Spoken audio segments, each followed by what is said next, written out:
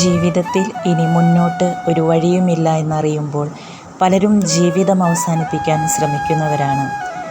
അമ്മ വഴക്കു പറഞ്ഞതിൻ്റെ പേരിൽ മകൻ തൂങ്ങി മരിച്ചു. കുഞ്ഞിനെ ആരുമറിയാതെ ജന്മം കൊടുക്കുകയും നിഷ്ഠൂരമായി കൊന്ന് വലിച്ചെറിയുന്ന സംഭവങ്ങളും ഇന്ന് സാധാരണമായിക്കൊണ്ടിരിക്കുകയാണ്. മുന്നിൽ ഒന്നുമില്ലാതെ വരുമ്പോഴാണ് ചെറുപ്പത്തിലേ കേട്ട ദൈവവചനത്തിൻ്റെ പ്രാധാന്യം നമ്മൾ തിരിച്ചറിയേണ്ടത്. ചിന്തയാണ് എല്ലാ പ്രവൃത്തികളുടെയും ആരംഭം. എല്ലാ ഉദ്യമവും ആലോചനയുടെ തുടർച്ചയാണ്. ചിന്ത ഹൃദയത്തിൽ വേരൂന്നിയിരിക്കുന്നു.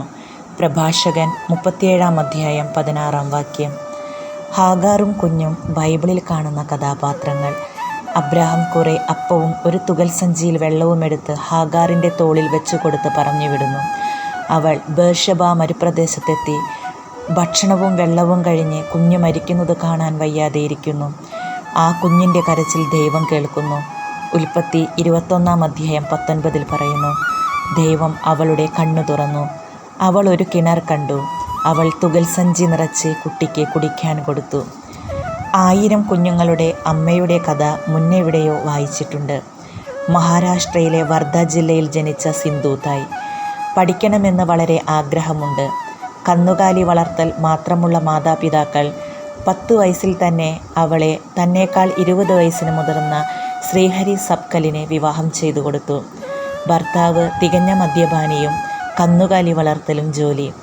അദ്ദേഹത്തെ സഹായിച്ചും ആ നാട്ടിലെ സ്ത്രീകളുടെ ജോലി ചാണകം ഉണക്കി വിൽക്കലുമായിരുന്നു. അതിന്മേൽ ആ നാട്ടിലെ ജന്മി കൈകടത്തി. ചാണകം വാങ്ങിക്കുകയും ഒരു പൈസ പോലും കൊടുത്തില്ല. ഇതിനെതിരെ സിന്ധൂതായ് പ്രതിഷേധമുയർത്തി.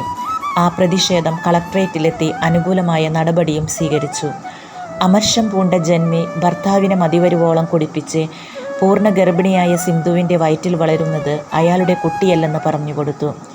വീട്ടിലെത്തിയ ശ്രീഹരി സബ്കൽ അതിക്രൂരമായി അവളെ ചവിട്ടി പുറത്താക്കുകയും അവൾ ഒരു കന്നുകാലിക്കൂട്ടിൽ പെൺകുഞ്ഞിനെ ജന്മം കൊടുക്കുകയും ചെയ്തു. ആ കുഞ്ഞിനെ കൊണ്ട് മരിക്കാൻ റെയിൽവേ ട്രാക്കിലെത്തിയപ്പോൾ ഒരു വൃദ്ധൻ വിശന്ന് കരയുന്നത് കണ്ട് അലിവു തോന്നി. അവൾ ഭിക്ഷയാചിച്ചു കിട്ടിയ പൈസ കൊണ്ട് ആ വൃദ്ധനെ ഭക്ഷണം വാങ്ങിക്കൊടുത്തു.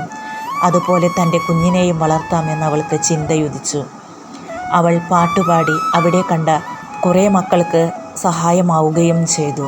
സിന്ധൂതായ് കിട്ടിയ പണം കൊണ്ട് സ്കൂളിൽ കുറേ മക്കളെ അയക്കുകയും അവസാനം ഒരു സംഘടന അവളെ ഏറ്റെടുക്കുകയും 1000 മക്കളുടെ അമ്മ സിന്ധൂതായ് ആവുകയും ചെയ്തു. ഇതുപോലെ ജീവിതം മുന്നിൽ വഴിമുട്ടുമ്പോൾ നല്ല ചിന്തകൾ തിരഞ്ഞെടുക്കാനും പ്രഭാഷകൻ 34-19 പറയുന്ന പോലെ ശക്തമായ സംരക്ഷണവും ഉറപ്പുള്ള താങ്ങും ചുടുകാറ്റിൽ അഭയകേന്ദ്രവും പൊരിവെയിലിൽ തണലും ഇടറാതിരിക്കാൻ സംരക്ഷണവും നൽകുന്ന ദൈവത്തെ ആശ്രയിക്കാൻ എനിക്കും നിനക്കും സാധിക്കട്ടെ.